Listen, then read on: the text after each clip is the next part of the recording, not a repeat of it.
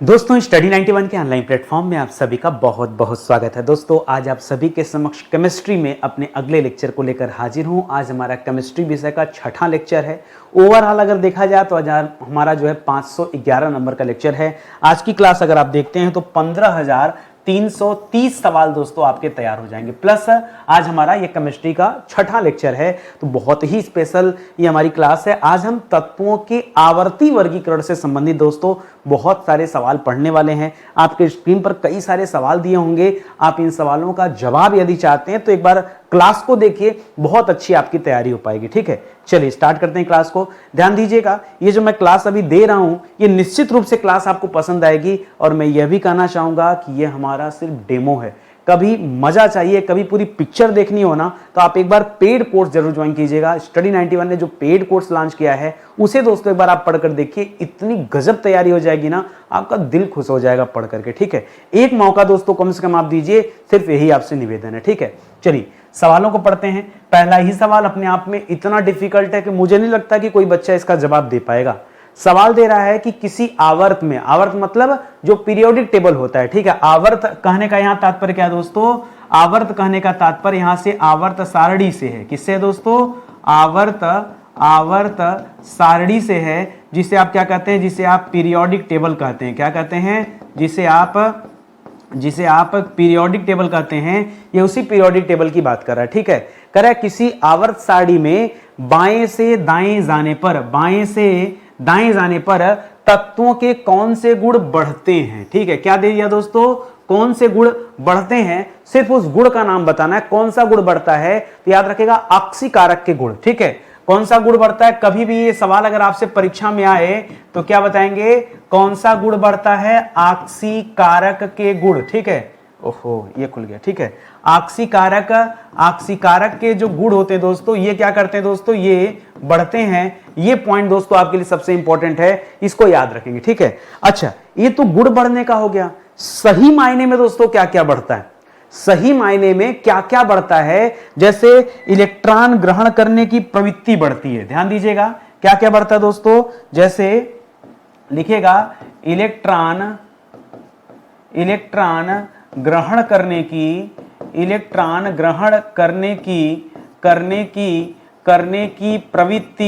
प्रवृत्ति क्या हो जाती है दोस्तों? बढ़ जाती है। जब ये ऑक्सीकारक गुण बढ़ता है तो उसी के फलस्वरूप दोस्तों ये भी होता है। इसी तरह से नाभिकीय आवेश में विद्युत ऋणात्मकता जो होती है वो बढ़ जाती है। ठीक है, क्या होता है दोस्तों? सुनिएगा, नाभिकीय आवेश में, ठीक है, नाभिकीय आवेश में, ठीक है, विद्युत ऋणात्मकता,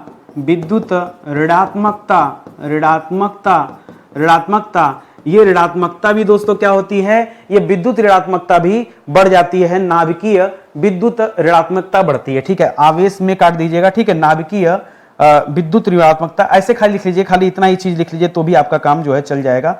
ठीक है, एक सेकेंड, इसको केवल इतना ही लिख लीजिए। ठीक है, कि नाभिकीय छोड़िए, विद्युत ऋणात्मकता बढ़ती, क्योंकि सवाल जो आता है ना एग्जैक्ट यही आता है कि बताइए किस गुण के कारण या फिर आवर्त सारणी में किधर जाने के कारण ये विद्युत ऋणात्मकता बढ़ती है। धनात्मकता नहीं है, ऋणात्मकता है। जो कमजोर होगा वही आगे चलेगा, धनात्मकता तो घटती है। ठीक है, ये आप याद रखेंगे, अभी आगे आएगा सवाल। अगला सवाल देखिए, कह रहा किसी आवर्त में बाएं से दाएं जाने पर तत्वों के कौन से गुण घटते हैं। क्या दे दिया? घटते हैं। तो याद रखेगा, घटने वाले में है अपचायी गुण या अपचायक गुण। ठीक है, घटता क्या दोस्तों? याद रखेगा, घटता है अपचायक गुण। बढ़ता क्या है? ऑक्सीकारक गुण। ये आप याद रखेंगे। ठीक है, और क्या क्या घटता है दोस्तों? जैसे परमाणु का आकार घटता है। क्या घटता है? लिखिएगा। ठीक है, परीक्षा में खूब सवाल आता है कि किस कारण दोस्तों, कब परमाणु का आकार घटता है। परमाणु का आकार दोस्तों क्या होता है? यह भी दोस्तों घटता है। ऐसे पॉइंट वाइज दोस्तों आप लिख लीजिए। ठीक है, तो सवाल दे सकता है ना कि ऑक्सीकरण गुण में परमाणु के आकार पर क्या प्रभाव पड़ता है, तो क्या बताएंगे? इसका परमाणु आकार घटता है। धात्विक गुणधर्म परिवर्तित होता है। क्या? धात्विक गुणधर्म परिवर्तित होता है। या फिर विद्युत ऋणात्मकता वाली बात लिख लीजिए। ठीक है, ऋणात्मकता नहीं, विद्युत धनात्मकता, विद्युत धनात्मकता, अच्छा यहां ऋणात्मकता होगा या धनात्मकता होगा? एक चीज दोस्तों याद रखेगा, यहां ऋणात्मकता था, यहां धनात्मकता होगा। धनात्मकता क्या होता है दोस्तों? घटता है, ठीक है। ऋणात्मकता क्या होती? बढ़ती है। इस दोनों बात को याद रखेंगे। केमिस्ट्री विषय है, आप पढ़ते भी कम हैं, इसी वजह से सवाल भी आपको डिफिकल्ट लग रहा है।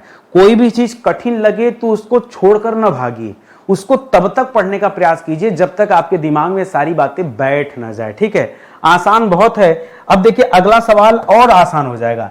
कह रहा है किसी समूह में ऊपर से नीचे जाने पर, ठीक है, ऊपर से नीचे जाने पर तत्वों के कौन से गुण बढ़ते हैं? हमेशा इन दोनों में अपोजिट रिलेशन होता है। जैसे बाएं से दाने जाने पर यहां पूछा था ना बढ़ने वाली बात, यहां भी बढ़ने वाली बात कर रहा है। तो जब बढ़ने की बात करेगा तो इन दोनों केस में अपोजिट रिलेशन होता है। यहां जब गुण बढ़ रहा था तो उसे हम आक्सीकारक गुण कर रहे थे, जबकि ऊपर से नीचे जाने पर कौन सा गुण बढ़ता है? अपचायक गुण बढ़ता है, ठीक है। तो अपोजिट रिलेशन होता है, इसलिए आप यहां गुण बढ़ने पर क्या करेंगे? ठीक है, अपचायक अपचायक अपचायक गुण जो है दोस्तों ये बढ़ने लगता है, ठीक है। अपोजिट रिश्ता होता है दोनों में, इसको आप याद रखेंगे, ठीक है। अच्छा ये बढ़ता है, तो अब देखिए अपचाई वाले में आपने क्या पढ़ा था कि परमाणु का आकार घटता है, लेकिन जब वो बाएं से दाएं जाते, जब ऊपर से नीचे आएंगे तो आकार घटने की बजाय अब आकार बढ़ेगा, ठीक है। यहां पर क्या हो जाएगा दोस्तों? परमाणु का आकार अब घटने की बजाय दोस्तों क्या हो जाएगा? अब घटने की बजाय बढ़ने लगेगा। कब? जब ये अपचाई गुण हो जाएंगे, जब ऊपर से नीचे आएंगे तब, ठीक है। इसी तरह से दोस्तों इलेक्ट्रॉन त्यागने की प्रवृत्ति बढ़ने लगती है, ठीक है, ठीक है, ग्रहण नहीं त्यागने की, ठीक है। इलेक्ट्रॉन त्यागने की प्रवृत्ति जो होती दोस्तों, ये प्रवृत्ति भी क्या होती है? बढ़ने लगती है। जो मुख्य बातें हैं जो आपको याद रखने लायक है वो चीज मैं आपको बता रहा हूं। अभी आगे आएगा कि कौन सा गुण घटता है, तो घटेगा ऊपर से नीचे ही देगा, यहां चेंज नहीं होगा। ये तो ऊपर से, ऐसा नहीं होगा कि ऊपर से नीचे की जगह नीचे से ऊपर दे दे, ऐसा नहीं, ऊपर से नीचे ही देगा। बस गुण घटने की बात करेगा तो क्या बताएंगे? उल्टा रिलेशन होगा। तो यहां गुण घट रहा था तो अपचायक था, लेकिन जब ऊपर से नीचे आएंगे गुण घटेगा तो आक्सीकारक गुण हो जाएगा, ठीक है। क्या हो जाएगा? आक्सीकारक गुण। देखिए देख रहा है कि ऊपर से नीचे जाने पर कौन सा गुण क्या होता है दोस्तों? घटता है। तो क्या हो जाएगा दोस्तों? अब आ जाएगा आक्सीकारक गुण। क्या हो जाएगा? आक्सीकारक गुण। और ये क्या होता है दोस्तों? ये घटता है, ये आप याद रखेंगे, आक्सीकारक गुण घटता है, ठीक है। और क्या होता है? इलेक्ट्रॉन ग्रहण करने की प्रवृत्ति जो पहले घट रही थी अब बढ़ जाएगी, ठीक है। तो यहां लिखिएगा इलेक्ट्रॉन ग्रहण करने की प्रवृत्ति दोस्तों क्या होने लगती है? ये बढ़ जाती है। यही दोस्तों थोड़ा सा उल्टा मामला है, यहां गुण घटता है तो इलेक्ट्रॉन ग्रहण करने की प्रवृत्ति दोस्तों बढ़ जाती है, ठीक है। विद्युत ऋणात्मकता भी बढ़ जाती है, ठीक है। विद्युत ऋणात्मकता भी क्या होती दोस्तों? यहां बढ़ती है। ये दोस्तों आप याद रखेंगे, ठीक है। चलिए और बढ़ते हैं। अगला सवाल दे रहा है हाइड्रोजन, क्षारीय धातुएं, ठीक है, और मृदा धातुएं, ये किस ब्लॉक के दोस्तों तत्व हैं, ठीक है। अभी आपको मैं आगे बताऊंगा ब्लॉक क्या होता है। पीरियोडिक टेबल में ढेर सारे ब्लॉक होते हैं, ठीक है। तो कह रहा है ये किस ब्लॉक के तत्व हैं दोस्तों? तो इन्हें एक चीज और यार, एक चीज और ये तो हम वो कर रहे थे ना, ऊपर से नीचे जाने पर हम पढ़ रहे थे कि गुण घटते कहां पर है। तो आक्सीकारक गुण तो दोस्तों आप यहां पे याद रखेगा, लेकिन दोस्तों यहां पर क्या होगा? विद्युत ऋणात्मकता, ठीक है, ठीक है, एक मिनट। विद्युत ऋणात्मकता, यहां पर इलेक्ट्रॉन त्यागने की प्रवृत्ति बढ़ रही थी, अपचायक गुण इसे कहते थे। इसको थोड़ा सा आप चेंज कर लीजिए, ठीक है, इसको थोड़ा सा आप चेंज कर लीजिए, क्योंकि ऊपर से नीचे जाएंगे तो कौन से गुण बढ़ते हैं? अपचायक गुण बढ़ता है तो कंफर्म है। परमाणु के आकार में वृद्धि होती है, यह भी सही है। इलेक्ट्रॉन त्यागने की प्रवृत्ति बढ़ती है, यह भी सही है, ठीक है। ऊपर से नीचे जाने पर देखिए बहुत बहुत ध्यान देना पड़ता है। आप सोचते होंगे कि नितिन सर कंप्यूटर, हम कंप्यूटर नहीं है। आपकी तरह हमको भी चीजें ध्यान से पढ़नी पड़ती हैं और ध्यान से उत्तर देना पड़ता है, क्योंकि कब कहां क्या गड़बड़ आ जाए। मुझे लगा कि यहां पर मैंने एक पॉइंट गलत लिख दिया है, ये तो बिल्कुल, ये इसमें कोई दिक्कत नहीं, अपोजिट रिलेशन होता है, इसमें कोई भी दिक्कत नहीं है। बस इसमें क्या आपको ध्यान देना है? विद्युत ऋणात्मकता जो अभी मैंने लिखा था क्योंकि उल्टा केस चल रहा है, वहां विद्युत ऋणात्मकता जो है उल्टा चल रहा था, ऋणात्मक था तो बढ़ रहा था, यहां घटेगा। यही पॉइंट दोस्तों आप लिख लीजिएगा, तभी मेरे दिमाग में आया कि मैंने पढ़ा कुछ और था और यहां पर मिस्टेक हो रहा है। ठीक है, तो लिख लीजिएगा दोस्तों, विद्युत ऋणात्मकता अब बढ़ने की बजाय दोस्तों घटेगी, क्योंकि दोनों में उल्टा रिश्ता होता है। बाएं से दाएं जाने और ऊपर से नीचे आने में दोनों में इनवर्स रिलेशन होता है। इस बात को आप याद रखेंगे, ये हो जाएगा। अब सही यहां पे हाइड्रोजन दोस्तों हमारा, अगर हाइड्रोजन की बात करें तो याद रखेंगे इसका परमाणु क्रमांक क्या है दोस्तों, हाइड्रोजन का परमाणु क्रमांक है 1। क्या है दोस्तों, 1। ये पहले नंबर पे जो हम पीरियोडिक टेबल देखते हैं उसमें पहला एलिमेंट जो दोस्तों हाइड्रोजन ही है। Hydrogen, helium, lithium, beryllium, boron, carbon, ये पढ़ते हैं ना आप, तो इसका परमाणु क्रमांक के हिसाब से पढ़ते हैं, 1 2 3 सीरियल नंबर से पढ़ते हैं। ठीक है, तो यहां पे आपको ध्यान देना है कि हाइड्रोजन किस ब्लॉक का तत्व है। जितनी भी क्षारीय धातुएं हैं जिनको एल्कलाइन कहा जाता है, क्षारीय के लिए क्या शब्द होता है, एल्कलाइन होता है। और जितनी भी मृदा धातु का मतलब क्या है, मिट्टी में पाई जाने वाली। ठीक है, मिट्टी में पाई जाने वाली धातुएं। ठीक है, इसीलिए इन्हें क्या कहा गया है, इन्हें मृदा धातुएं। इन्हें किस ब्लॉक के तहत दोस्तों रखा जाता है, तो सबके सब दोस्तों यस ब्लॉक के तहत आते हैं। ठीक है, अगर ब्लॉक आपसे पूछ रहा है तो सीधा सीधा क्या बताएंगे, ब्लॉक कौन सा था दोस्तों, ब्लॉक में सिर्फ एक ही ब्लॉक है, वो है यस ब्लॉक। ठीक है, ये सभी के सभी, चाहे आप यहां हाइड्रोजन की बात कर लीजिए, ठीक है, चाहे आप यहां जितनी भी क्षारीय धातुएं हैं इनकी बात कर लीजिए, या फिर जितनी भी मृदा धातुएं हैं इनकी बात कर लीजिए, ये सभी किस ब्लॉक में आते हैं दोस्तों, ये सभी ब्लॉक 1 में आते हैं। लेकिन ठीक है, एक स्टार लगाइए और एक महत्वपूर्ण बात यहां पे नोट कीजिए। एक सवाल आता है यहां पे अलग से कि ये जो क्षारीय धातुएं हैं ये किस समूह में आते हैं। अगर समूह पूछ दे, मान लीजिए आपसे क्या पूछ दे, समूह, ठीक है, कि क्षारीय धातुएं ये किस समूह में आती हैं, तब आप समूह क्या बताएंगे, ये पहले समूह की धातुएं। ठीक है, समूह 1 के अंतर्गत दोस्तों आती हैं। ठीक है, लेकिन ये जो दूसरा दे रहा है दोस्तों, ठीक है, जो मृदा धातुएं हैं ये किसके अंतर्गत आती हैं, समूह 2 में आती हैं। ठीक है, जो मृदा धातुएं हैं, ठीक है, ये किस में आती हैं, ये जो हैं ये समूह 2 में आती हैं। इसको भी दोस्तों आप याद रखेंगे, ये अभी आगे आएगा भी, घबराइए ना, इसको आराम से आप पढ़ते चलिए। ठीक है, अगला सवाल दे रहा है कि आवर्त सारणी का प्रथम तत्व दोस्तों कौन सा है। ठीक है, आवर्त सारणी का पहला तत्व 1 नंबर पे कौन आता है, तो परमाणु क्रमांक 1 किसका है दोस्तों, परमाणु क्रमांक 1 दोस्तों किसका है, आप पढ़ते हैं 1 परमाणु क्रमांक जो है ये हाइड्रोजन का है। किसका है दोस्तों, हाइड्रोजन का। तो शुरुआत कहां से होती है, हाइड्रोजन से होती है, ये आप याद रखेंगे। और ये जो परमाणु क्रमांक 1 है क्या बताता है, इसके नाभिक में 1 प्रोटॉन है। ठीक है, ये क्या दर्शाता है, नाभिक में 1 प्रोटॉन। ठीक है, नाभिक में 1 प्रोटॉन है, यह दर्शाता है। ये आप, और आवर्त सारणी का यह पहला तत्व है। ठीक है, सबसे हल्के गैस के रूप में दोस्तों हाइड्रोजन को जाना जाता है। ठीक है, हाइड्रोजन जो है इसे हम क्या मानते हैं, हाइड्रोजन जो है ये सबसे हल्का गैस माना जाता है। ठीक है, सबसे हल्का गैस किसे माना जाता है, हाइड्रोजन को माना जाता है। तो ये पॉइंट भी दोस्तों आप याद रखेंगे। ठीक है, अब धीरे धीरे जो सवाल आएगा वो आसान आएगा। जिन बच्चों को भागना था केमिस्ट्री की क्लास से वो भाग गए। ठीक है, यही होता है। थोड़ा सा कठिन क्या मिला अरे पेट से सीख के आओगे क्या भाई, सब कुछ यही तो सीखना है, और इसमें मेरा कोई दोष नहीं है, मैं तो आपको क्वेश्चन आंसर पढ़ा रहा हूं। यदि आपने अपने जीवन में केमिस्ट्री को डिटेल से नहीं पढ़ा है कभी, तो आप इन सवालों का उत्तर कैसे देंगे। अगर आपने इस चैप्टर को पढ़ा होता कि तत्वों की आवर्त सारणी जो चैप्टर, इसको अगर पढ़ा होता तो मेरे क्वेश्चन आपके समझ में आते हैं। समस्या आपकी है कि आपने कभी पढ़ा नहीं। अब आप ब्लेम करेंगे सर किसी ने पढ़ाया नहीं, मैंने ही यूट्यूब पर पढ़ाया है, फ्री में पूरा केमिस्ट्री पढ़ाया है, फ्री में पूरा फिजिक्स पढ़ाया है, चैप्टर वाइज पढ़ाया है। आप जाके देखो ना वीडियो। हाँ, वीडियो बड़े पुराने 3-4 साल पहले पढ़ाया, तो आप जब जागेंगे मैं पढ़ाना थोड़े शुरू कर दूंगा। ठीक है, पढ़ाया तो प्लेलिस्ट में जाके देखिए। कोई दिक्कत होता है, नहीं मिल रही क्लास, तो आप मुझे व्हाट्सएप पे संपर्क करिए, हमारी टीम से पूछे कि सर प्लेलिस्ट जरा हमको भेज दीजिए, हमको पढ़ना है, हमारी टीम आपको भेजेगी। आप मांगिए तो सहयोग, लेकिन अब आप कहेंगे कि जो हम बैठे बैठे हमारे मुंह में खाना का कवर चल जाए, ऐसा नहीं हो सकता, कर्म तो करना पड़ेगा आपको, ठीक है, और उससे आप भाग भी नहीं सकते हैं। करा प्रथम समूह में किन तत्वों को छोड़कर शेष सभी तत्व क्या होते हैं दोस्तों, धातु होते हैं, ठीक है। करा किसको, पहले समूह में किसको छोड़ दिया जाए तो बाकी के सभी को हम धातुएं कहते हैं दोस्तों, किसको छोड़ करके, तो याद रखेगा सिर्फ हाइड्रोजन को छोड़कर, ठीक है, सिर्फ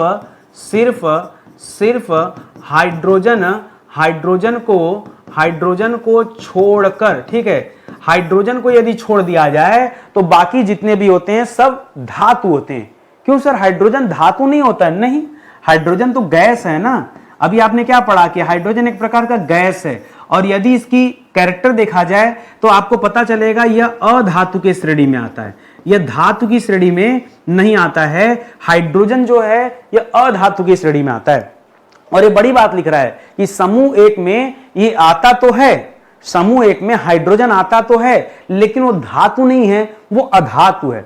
बहुत सारे लोग पढ़े हुए हैं, रटे हुए हैं, लेकिन इस तरह से अगर सवाल आ जाए तो समझते हैं कि बहुत बड़ा सवाल आ गया अपने जीवन में, हम तो उत्तर ही नहीं दे पा रहे हैं। अरे एक बार पढ़े होते तो आराम से उत्तर दे लेते, ठीक है। अगला सवाल, करा प्रथम समूह के धातु तत्वों को दोस्तों क्या कहा जाता है, ठीक है।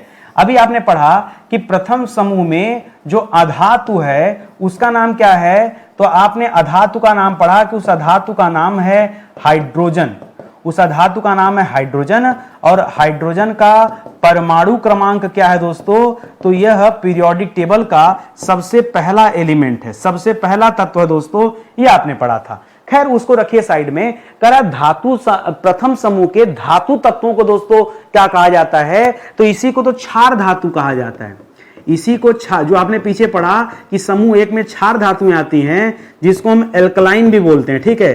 देखिए पहले अल्का लिख लीजिए, ठीक है, अल्का लिख लीजिए, अल्कलाइन, ठीक है, एल्कलाइन भी कहते हैं दोस्तों, ठीक है, या एल्कलाई मेटल भी कहते हैं, ठीक है। कभी कभी एल्कलाइन न बोल करके एल्कलाई मेटल भी कहा जाता है। इसे क्या कहा जाता है, एल्कलाई मेटल, ठीक है, इसे एल्कलाई मेटल भी कहा जाता है, क्षार धातुएं कहा जाता है, ठीक है। ये क्षार धातुएं जो हैं समूह एक के अंतर्गत आती हैं, ये तथ्य दोस्तों आप याद रखेंगे। अगला सवाल, करा क्षारीय धातुओं में मुख्य रूप से कौन से तत्व शामिल हैं। करा क्षारीय धातु में कभी भी क्षारीय धातु दे दे तो हमेशा क्या मानेंगे कि यह समूह एक में आता है, और क्या मानेंगे दोस्तों, और यह ब्लॉक यस में आता है। ये दो बात दोस्तों कभी भी आपको भूलना नहीं है, ठीक है। ये दो बात कभी आपको नहीं भूलना है कि क्षारीय धातुएं समूह एक में आती हैं और यस ब्लॉक के अंतर्गत आती हैं। लेकिन अब कौन कौन से तत्व दोस्तों इसमें शामिल हैं, बहुत सारे हैं। जैसे लिखिए लिथियम, ठीक है, लिथियम बैटरी दोस्तों, आज ये पूरे संसार में दोस्तों लिथियम को कौन है जो नहीं जानता, ठीक है, लिथियम, ठीक है। इसी तरह से दूसरे नंबर पर लिखेगा सोडियम, ठीक है, लिथियम सोडियम, सोडियम को Na से दोस्तों रिप्रेजेंट करते हैं, ठीक है, Na से। लिथियम का प्रयोग बैटरियों में सोडियम, इसी से दोस्तों सोडियम क्लोराइड वगैरह बनता है, NaCl, ठीक है। इसी तरह से पोटेशियम, ठीक है, पोटेशियम को P से नहीं, पोटेशियम को K से दोस्तों रिप्रेजेंट किया जाता है, P से नहीं, P से फास्फोरस को रिप्रेजेंट किया जाता है, ठीक है। इसी तरह से रूबिडियम, ठीक है, रूबिडियम के लिए Rb शब्द होता है, रूबिडियम, ठीक है, Rb। इसी तरह से सीजियम को Cs से रिप्रेजेंट करते हैं, ठीक है।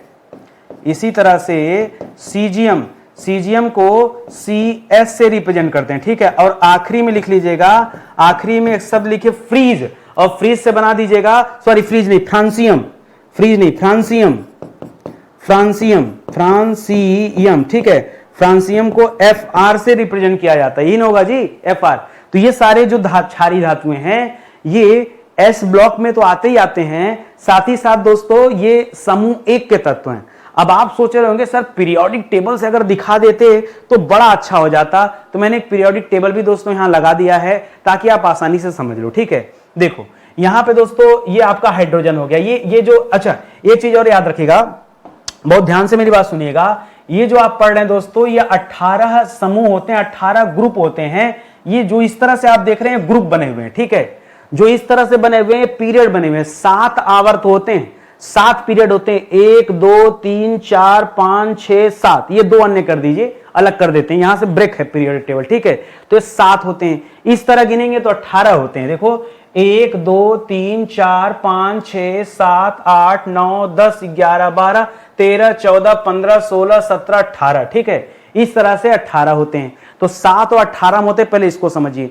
अब हम क्या पढ़ रहे थे, हमने पढ़ा यस ब्लॉक। हमने क्या पढ़ा, एस ब्लॉक। ये जो एक कलर में दिख रहा दोस्तों, ये सब यस ब्लॉक में है, ठीक है, ये सब यस ब्लॉक में। लेकिन यस ब्लॉक में हाइड्रोजन को छोड़ दीजिए, हमने ये भी पढ़ा। क्यों, हाइड्रोजन जो होता है दोस्तों, यह अधातु होता है प्लस यह गैस होता है, ठीक है। तो इसको छोड़ दिया गया, इसीलिए इसका कलर अलग है। ये नीचे से देखो, ये लिथियम हो गया, सोडियम हो गया, पोटेशियम हो गया, रुबिडियम हो गया, सीजियम हो गया, फ्रांसियम। ये जो आप कहां से कहां तक, देखो मैं यहां से हाईलाइट कर दे रहा हूं, ये यहां से लेकर यहां तक के जितने भी हैं आइटम, ठीक है। ये आइटम नंबर 1, ये 2, ये 3, ये 4, ये 5, ये 6, ठीक है। इन्हीं 6 के बारे में तो भी मैंने लिखवाया आपको, ठीक है। ये समूह 1 में आते हैं और इन्हीं को क्या कहा जाता है, इन्हीं को क्षारीय धातु कहा जाता है। इन्हीं को क्या कहा जाता है दोस्तों, क्षारीय धातु, ठीक है। अभी आपने पढ़ा यस ब्लॉक के समूह 2 में मृदा धातुएं आती हैं, ठीक है। तो देखिए ये क्या हो गया, बेरिलियम, मैग्नीशियम, कैल्शियम, ठीक है। इसी तरह से सेजियम, और क्या हो गया, वेफिन, और ये क्या लिखा हुआ दोस्तों, आरे। तो रेडियम, रेडियम मत करेगा, रेडियम दोस्तों इधर हो जाता है, रेडियम जो है वो अलग हो जाएगा। तो इसको याद रखेंगे, ये समूह 2 है, ठीक है। ये समूह 1 चल रहा है, ठीक है। ये क्या है दोस्तों, ये समूह 1 चल रहा है, और इधर जो समूह दोस्तों, ये समूह 2 है। अभी हम धीरे धीरे एक एक करके आगे भी दोस्तों स्टडी करेंगे, तो अभी मैं आपको बता दूंगा। कोई दिक्कत आपको यहां तक, बहुत ध्यान समझ लो, है यहां से लेकर यहां तक ये पूरा यस ब्लॉक ही है, ठीक है। अगर यहां करूंगा, अभी पेन चलाऊंगा तो गड़बड़ हो जाएगा, ऐसे समझ लो, यहां से लेकर यहां तक ये पूरा एस ब्लॉक ही है। क्योंकि एस ब्लॉक का कलर जो दोस्तों ये एक जैसे दिया हुआ है, तो ये सारे कलर दोस्तों एक जैसे हैं, इसको याद रखेंगे। यहां जो दूसरा वाला है, ये थोड़ा सा दोस्तों इसमें चेंज कर रहा है, ठीक है। अभी आगे आएगा तो सुनते चलिए। चलिए अगले सवाल को देखते हैं, खुद ही अपने आप क्लियर हो जाएगा। कह रहा है क्षारीय धातुओं की वायु तथा जल से रक्षा करने के लिए इन्हें किस द्रव में रखा जाता है। अच्छा, कभी भी दोस्तों क्षारीय धातु दे दे, कभी भी क्षारीय धातु दे दे तो क्या क्या याद रखेंगे, पहली बात इसका ब्लॉक याद रखेंगे। बार बार पढ़िए, इसका ब्लॉक यस है, और ये किस समूह में आता है, तो ये समूह 1 में आता है। ये 2 बात तो कभी नहीं भूलेंगे। अब देखिए क्या बात कर रहा है दोस्तों, इसको ये वायु और जल से अभिक्रिया बहुत तेजी से करता है, इसीलिए इसे किसमें रखते हैं, मिट्टी के तेल में, ठीक है। मिट्टी के तेल में दोस्तों रखा जाता है, ताकि यह हवा से और जल दोनों से अभिक्रिया न कर सके, ठीक है। तो ऐसा क्यों, क्योंकि यह अत्यधिक अभिक्रियाशील है, ठीक है। यह अत्यधिक अभिक्रियाशील है, इसी वजह से यह बहुत तेजी से रिएक्शन कर देता है। किससे बचाना पड़ता है इसको, हवा से और जल से बचाना पड़ता है। तभी दोस्तों इसको कहां रखा जाता है, मिट्टी के तेल में रखा जाता है, जिसे हम केरोसिन ऑयल भी कहते हैं। इसी मिट्टी के तेल को हम क्या कहते हैं, इसी मिट्टी के तेल को हम केरोसिन भी बोलते हैं। तो केरोसिन में दोस्तों इसको रखा जाता है, ठीक है। ये क्षारीय धातुओं के बारे में कुछ बातें और हैं। कह रहा है कौन सी धातुएं चांदी के समान चमकीली होती हैं, सिल्वर, ठीक है। जैसे चांदी चमकता है उसी तरह से चमकीली भी होती हैं और हल्की होती हैं, और इन्हें चाकू से भी काटा जा सकता है, ठीक है। तो याद रखेगा, यानी सीधा सीधा है, यह बहुत मुलायम होती हैं, यह बहुत हल्की होती हैं, ठीक है। और साथ ही साथ दोस्तों यह चमकीली भी होती हैं, ठीक है, चमकीली। यह किसकी विशेषता बता रहा है, यह क्षारीय धातुओं की ही विशेषता है, ठीक है। ये जितनी भी क्षारीय धातुएं होती हैं, ये चमकीली होती हैं, मुलायम होती है, हल्की होती हैं, इसीलिए इन्हें चाकू से काटा जा सकता है। चाकू द्वारा काटने का मतलब क्या है, ये इनकी कोमलता को दर्शा रहा है, ठीक है। ये इनकी कोमलता को दोस्तों दर्शा रहा है कि ये धातुएं इतनी मुलायम होती, इतनी कोमल होती हैं कि इन्हें आप चाकू से काट सकते हैं। परीक्षा में सवाल आया है कि नहीं, ये आप बताओ मुझे, ईमानदारी से बताना। ये सवाल पूछा गया कि नहीं, बहुत बार पूछा गया, ठीक है। अगर आप पेपर देते होंगे तो अच्छी तरह आपको पता होगा, और नहीं देते होंगे तो फिर आप मेरी बातों पर भरोसा कीजिए, या किताब खोलकर देखिए कि हां इस चैप्टर से सवाल बनते हैं तो कैसे बनते हैं।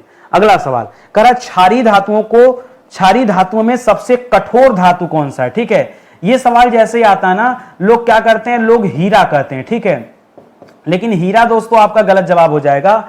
हीरा सबसे कठोर जरूर है, लेकिन दोस्तों क्षारीय तो नहीं है ना। यहां पे आप जल्दीबाजी में एक चीज गड़बड़ कर दिए, क्या हीरा क्षारीय है, तो आप कहेंगे नहीं, हीरा क्षारीय नहीं होता है। यहां पहले सवाल पढ़िए। मान लीजिए सवाल आया और ऑप्शन में आपको हीरा दिख रहा है ना, हर बच्चा हीरा टच करके चला जाएगा। उसने सवाल को ध्यान ही नहीं दिया कि पूछा था कि क्षारीय धातुओं में सबसे कठोर धातु कौन सा, तब क्या बताएंगे, टंगस्टन आपको बताना पड़ेगा। अगर यहां पर क्या दिया हो, क्षारीय भी दिया हो प्लस कठोर भी दिया हो, तो क्षारीय प्लस कठोर में नंबर 1 पर दोस्तों क्या आ जाएगा, नंबर 1 पर आ जाएगा टंगस्टन। क्या आ जाएगा दोस्तों, टंगस्टन आ जाएगा। ठीक है, टंगस्टन का नाम सुना है कि नहीं, टंगस्टन आता है दोस्तों नंबर 1 पर। ठीक है, ये आप याद रखेंगे। सबसे कठोर धातु के रूप में दोस्तों टंगस्टन को याद किया जाता है, ये आप याद रखेंगे। टंगस्टन के लिए एक शब्द और भी आता है, वोल्फ्राम। क्या शब्द आता है, वोल्फ्राम शब्द आता है, ये आप याद रखेंगे। ठीक है, इसके अलावा दोस्तों टंगस्टन से अब एक और शोध हुआ तो उसमें बताया गया कि नहीं, टंगस्टन के अलावा भी दोस्तों एक नंबर पे लिथियम को रख दिया गया। किसे, लिथियम को रख दिया गया। तो बहुत सारे लोग इसे भी मानते हैं। मैं 2 क्यों पढ़ा रहा हूं, आप देखिएगा ऑप्शन में क्या दिया है, जैसा दिया हो वैसा प्रयास। अगर दोनों दिया है तो लिथियम करिएगा। लिथियम में मैंने मात्रा लग रहा गलत कर दिया। ठीक है, लिथियम करिएगा। अगर दोनों दिया है तो, अगर दोनों दिया है तो आप लिथियम जवाब दे दीजिएगा, ये सही जवाब हो जाएगा। और अगर लिथियम नहीं दिया है, क्योंकि हम अपडेट हो जाए, पता चला एग्जामिनर बेचारा अपडेट ही नहीं हुआ, सवाल में लिथियम ऑप्शन ही नहीं दिया है, तब आप क्या करेंगे, आप तो ब्लेम कर देंगे, नितिन सर ने तो पढ़ा ही नहीं, गलत पढ़ा चले गए। क्षारीय लिथियम भी होता है और कठोर भी होता है, लेकिन अगर टंगस्टन दिया हो तो उसको देखिएगा, नहीं तो इसको देखिएगा। ये आप दोनों अलग अलग सवाल है, इसको थोड़ा ध्यान से आप पढ़ेंगे। ठीक है, चलिए अगला सवाल। भूपर्पटी में, भूपर्पटी का मतलब क्या दोस्तों, सीधा सीधा लिखना चाहिए मिट्टी में। ठीक है, चाहे लिखे भूपर्पटी में, चाहे लिखे मिट्टी में, चाहे लिखे क्रस्ट में। ठीक है, कहां पर, क्रस्ट, क्रस्ट में, सब एक ही बात है। मिट्टी के लिए ही दोस्तों क्रस्ट होता है। अरे पृथ्वी का ऊपरी हिस्सा, उसी को पपड़ी कहते हैं, उसी को क्रस्ट कहते हैं, उसी को मिट्टी कहते हैं। सवाल पता नहीं कैसे दे दे। ठीक है, अब पढ़िए। करा भूपर्पटी में यानी मिट्टी में क्षार धातुओं में से किसकी बहुलता होती है। एक तो कह रहा है कि भूपर्पटी में यानी मिट्टी में कौन से क्षारीय धातु की बहुलता होती है, सबसे ज्यादा कौन सा पाया जाता है, तो सबसे ज्यादा नंबर 1 पर पाया जाता है सोडियम। सबसे ज्यादा मिट्टी में क्या मिलता है, सोडियम। सोडियम के बाद क्या मिलता है, पोटेशियम।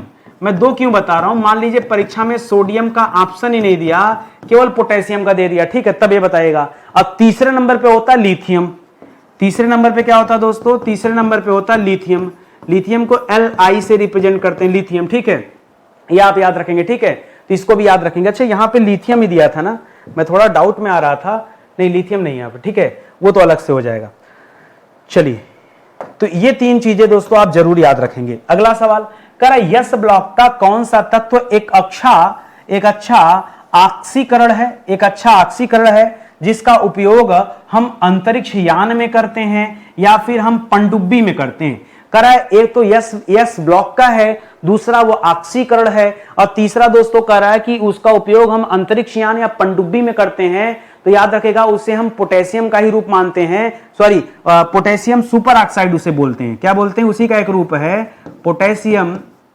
पोटेशियम इसका नाम आपने नहीं सुना होगा। ठीक है, पोटेशियम सुपर ऑक्साइड। ठीक है, सुपर ऑक्साइड। सर पोटेशियम को के से रिप्रेजेंट करते हैं, तो सुपर ऑक्साइड लगने की वजह से इसे हम किससे रिप्रेजेंट करेंगे, इसे अरे के को करते ही हो और सुपर ऑक्साइड हो जाएगा O2 को। ठीक है, ऑक्सीजन आके जुड़ जाता है, तो यहां इसे KO2 कहते हैं, पोटेशियम सुपर ऑक्साइड। इसका प्रयोग पनडुब्बियों में भी खूब होता है, क्योंकि पनडुब्बियां पानी के अंदर रहती हैं। ठीक है, तो वहां इसका यूज होता है। एक अच्छा ऑक्सीकरण का काम करता है और ऊपर से अंतरिक्ष यान में भी इसका उपयोग किया करता है। ठीक है, अच्छा ये करता क्या है, इसका नाम सुपर ऑक्साइड दे दिए, पोटेशियम सुपर ऑक्साइड। यदि इसका यूज पूछ लिया जाए कि भाई इसका प्रयोग क्या है, ध्यान समझिएगा, इसका उपयोग क्या है, इसका प्रयोग क्या है, तब हम इसे के बारे में क्या जानते हैं। तो दोस्तों कभी इसका उपयोग या प्रयोग बताए तो पहला उपयोग बताएगा ऑक्सीजन,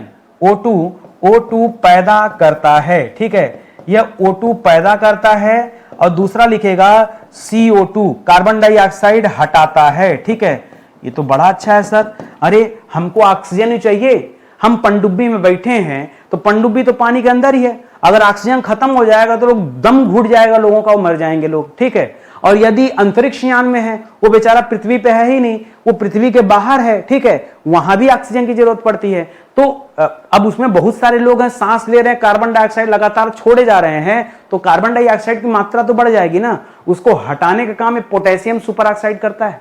सर हमने बहुत दिनों से केमिस्ट्री पढ़ा, हमने कभी ऐसा सवाल नहीं पढ़ा, हमने कभी ऐसा सवाल नहीं पढ़ा। पढ़िए, जब एक अच्छी क्लास के साथ आप जुड़ते हैं तो आपको इस तरह से पढ़ने को मिलेगा। और आप मेरे साथ जुड़े, आज हमारा 511 नंबर का लेक्चर है भाई।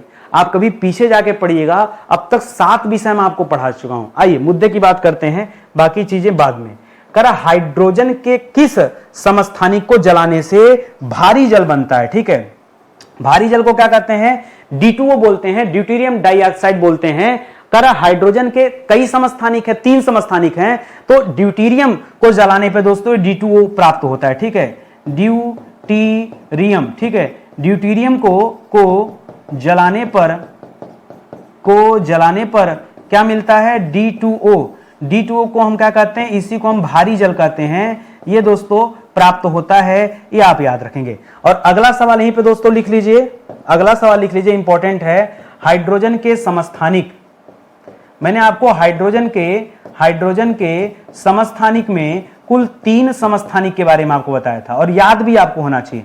चलिए, एक तो आसान है, आपने ड्यूटेरियम पढ़ लिया। क्या पढ़ लिया? एक तो आपने ड्यूटेरियम पढ़ लिया, दूसरा दोस्तों आप ट्राइटियम पढ़ लीजिए। ठीक है, ट्राइटियम।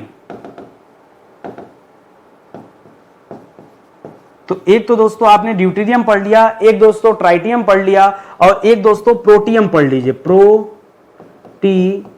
प्रोटियम। ठीक है, तो ये दोस्तों 3 ही समस्थानिक होते हैं, ये आप याद रखेंगे। ठीक है, अच्छा इसमें भी बता दूं, ये हमने सीरियल इसका गड़बड़ कर दिया। एक होता है 1H1, ठीक है, ये जो प्रोटियम होता है इसको बोलते हैं 1H1, ठीक है, इसको H1 मानते हैं।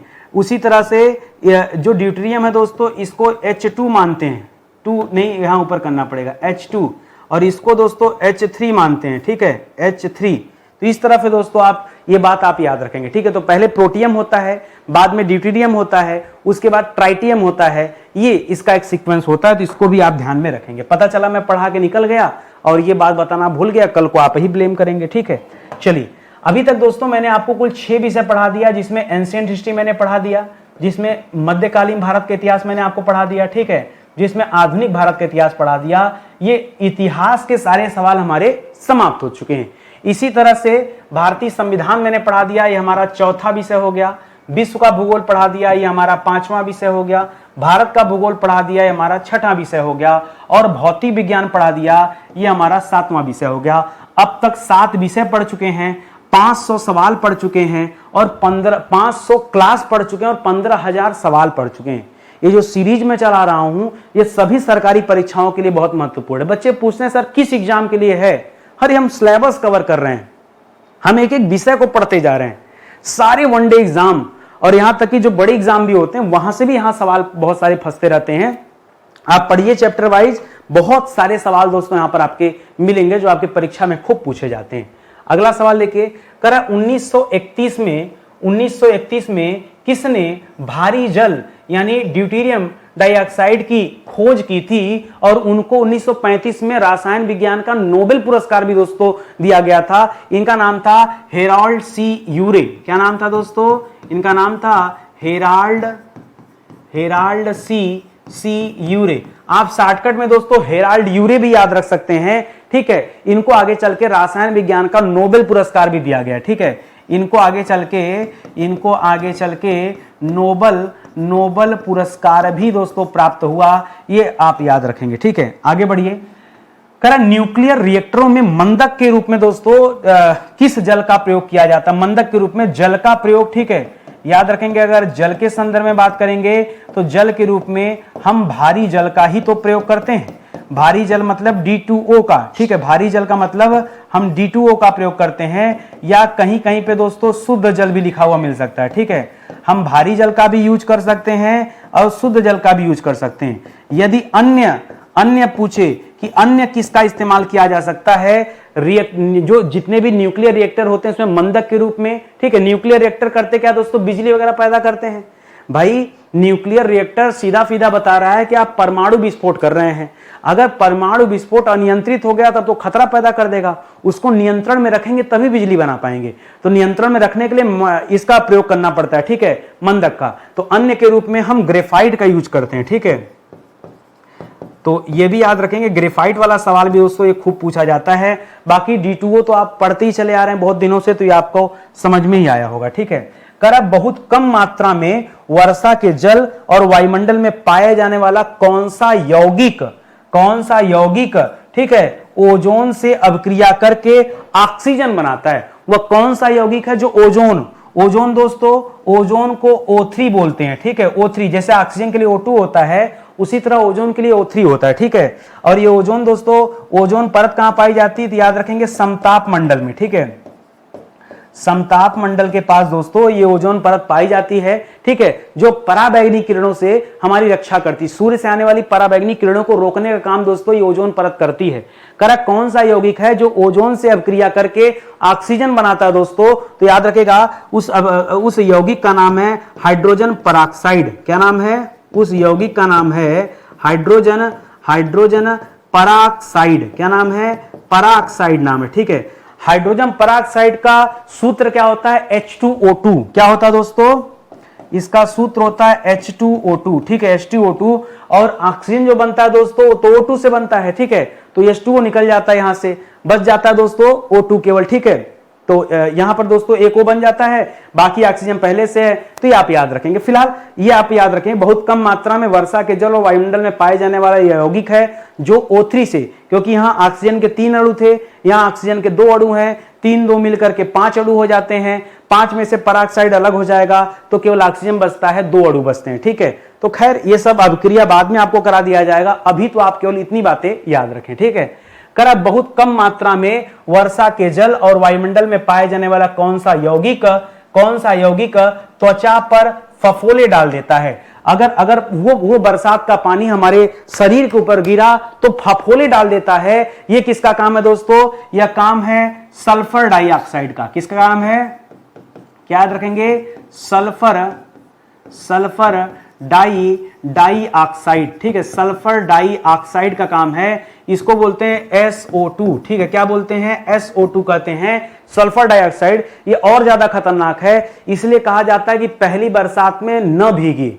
अगर किसी कारणवश पहली बरसात में आप भीग गए तो घर आकर तुरंत नहा लीजिए, क्योंकि अगर नहीं नहाएंगे तो फफोले पड़ जाएंगे शरीर पर, ठीक है। ये दोस्तों होता क्या, ऐसा होता क्यों है? क्योंकि बहुत सारे धुआं जाके वायुमंडल में फैले रहते हैं। जब पहली बरसात होती है तो उसी की वजह से दोस्तों ये सल्फर डाइऑक्साइड के रूप में वर्षा के जल में घुल जाते हैं और हमारे शरीर पे आगे गिरते हैं तो नुकसान करता है, ठीक है। यही कारण है, ठीक है। चलिए आगे बढ़ते हैं। करेक्ट, कौन सा यौगिक रेशम, बाल आदि कई पादपों का रंग उड़ा देता है, इसलिए इसका उपयोग हम विरंजक के रूप में करते हैं, ठीक है। करा वो कौन सा यौगिक है जो बालों के रंग उड़ा देता है, रेशम के रंग उड़ा देता है, ठीक है। वो कौन सा है दोस्तों? तो हाइड्रोजन पराक्साइड ही था, ठीक है, जो आपने पीछे पढ़ा, हाइड्रोजन पराक्साइड, हाइड्रोजन। अच्छा यहां पे भी देखिए, लिख लीजिए हाइड्रोजन पराक्साइड, ठीक है। ये हाइड्रोजन पराक्साइड भी दोस्तों ये काम करता है, इसके वजह से भी फफोले पड़ते हैं, ठीक है। तो यहां पर भी हाइड्रोजन पराक्साइड लिख लीजिए, जिसको आप H2O2 बोलते हैं, ठीक है। यहां पर H2O2 बोलते हैं। यही दोस्तों विरंजक के रूप में काम करता है। अच्छा ये विरंजक ही नहीं, ये एंटीसेप्टिक के रूप में भी काम करता है। कहीं घाव लग जाए,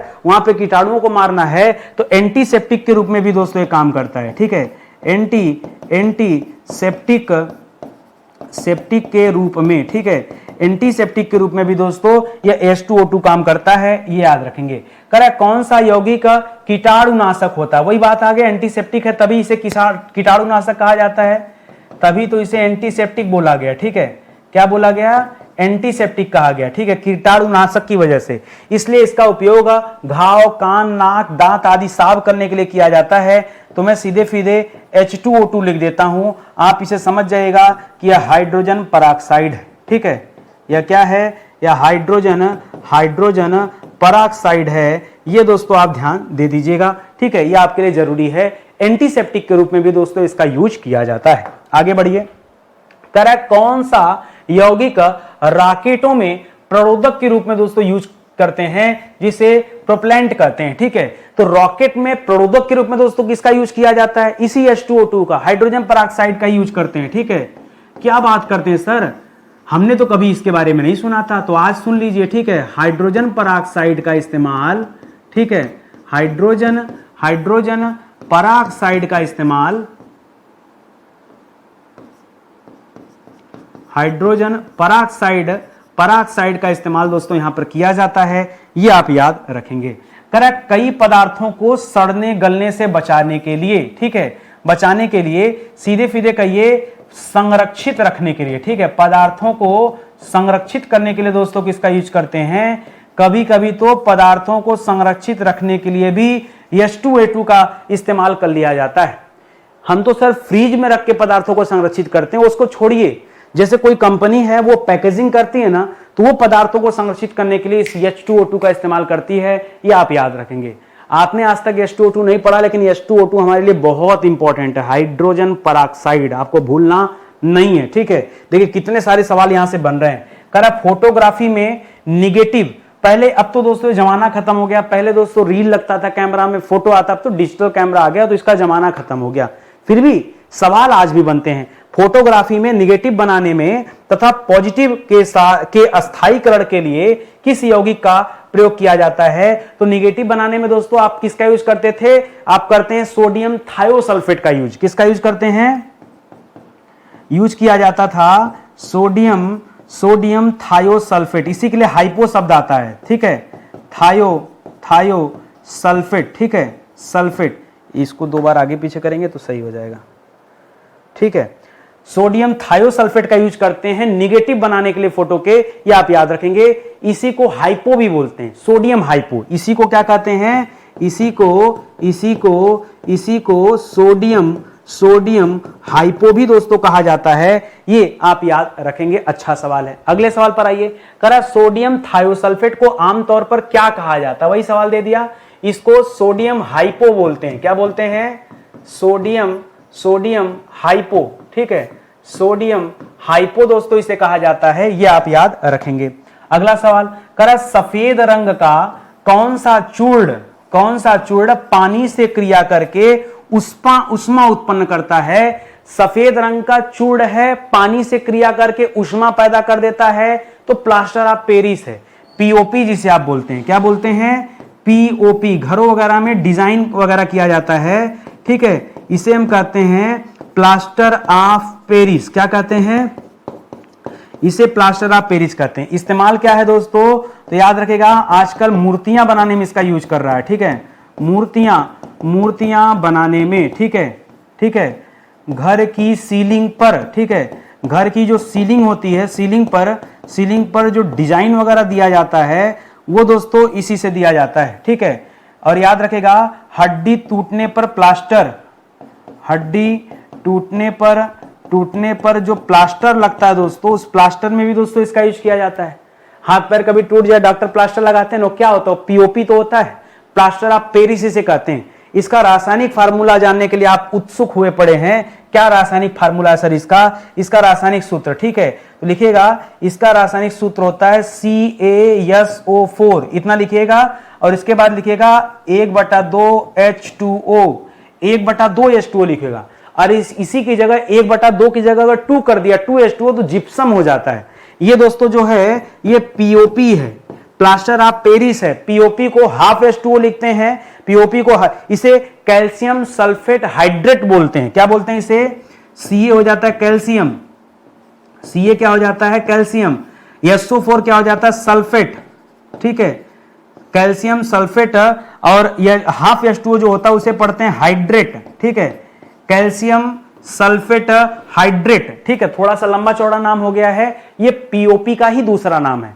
कुछ सवाल और देखिएगा, ये बड़ा इंपॉर्टेंट सवाल है और अच्छे से इसको याद रखेगा। करा किस खनिज को गर्म करके प्लास्टर ऑफ पेरिस का निर्माण किया जाता है, किसको गर्म करके प्लास्टर ऑफ पेरिस बनाया जाता है, तो लिखिएगा जिप्सम को गर्म करके, ठीक है, जिप्सम को गर्म करके पीओपी बनाया जाता है, ठीक है। तो सवाल आ जाता है कि सर जिप्सम का फार्मूला क्या है, रासायनिक सूत्र। जिप्सम का सूत्र क्या है दोस्तों, वही सूत्र है CaSO4 और यहां हो जाता है 2H2O। क्या हो जाता है, हाफ H2O की जगह 1/2 H2O की जगह 2H2O हो जाएगा, ये आप याद रखेंगे। ठीक है, अगला सवाल देखिए, प्लास्टर ऑफ पेरिस शीघ्रता से जल अवशोषित करके, प्लास्टर ऑफ पेरिस क्या करता है, वो शीघ्रता से तेजी से जल को अवशोषित करके किस रूप में बदलकर जम जाता है, तो यह जिप्सम के रूप में ही जम जाता है। ठीक है, यह क्या हो जाता है दोस्तों, याद रखेंगे, जिप्सम के रूप में जम जाता है। ठीक है, तभी दोस्तों क्या होता है, ये पाउडर इतना कड़क हो जाता है, कभी प्लास्टर लगा ना, प्लास्टर को तोड़ के निकालना पड़ता है, घर की सीलिंग पर जो डिजाइन बनती है उसको तोड़ना पड़ता है। मिट्टी की अपेक्षा जिप्सम की बनी मूर्तियां ज्यादा मजबूत होती हैं। ठीक है, ये सब चीजें आप याद रखेंगे, अच्छा सवाल है। सीमेंट में किस पदार्थ के प्रयोग से सीमेंट का जमने का समय कम हो जाता है, और यहां पर देखिए वो पदार्थ मिलाने से ना क्या होता है, सीमेंट धीरे धीरे जमता है, वरना सीमेंट में पानी मिलाते तुरंत जम जाता, तो आप जब तक दीवार पर लगाते तब तक वो बेकार हो जाता। होता भी कई बार है, यदि आप जो मिस्त्री वगैरह होते हैं, जो इंजीनियर, उन्हें पता होता है कि उसमें क्या मिलाएंगे। जैसे सीमेंट का घोल बना, अब घोल बनने के बाद उसका टाइम लिमिट होता है, अगर उतने टाइम में आपने यूज नहीं किया तो खराब हो जाएगा, इसीलिए थोड़ा थोड़ा मात्रा में ही सीमेंट घोला जाता है। ठीक है, तो इसमें क्या मिलाया जाता है कि थोड़ा हमको टाइम मिल जाए, तो इसमें मिलाया जाता है जिप्सम। ठीक है, याद रखेंगे, जिप्सम मिलाने से ठीक है, जमने का समय, सीमेंट जमने का समय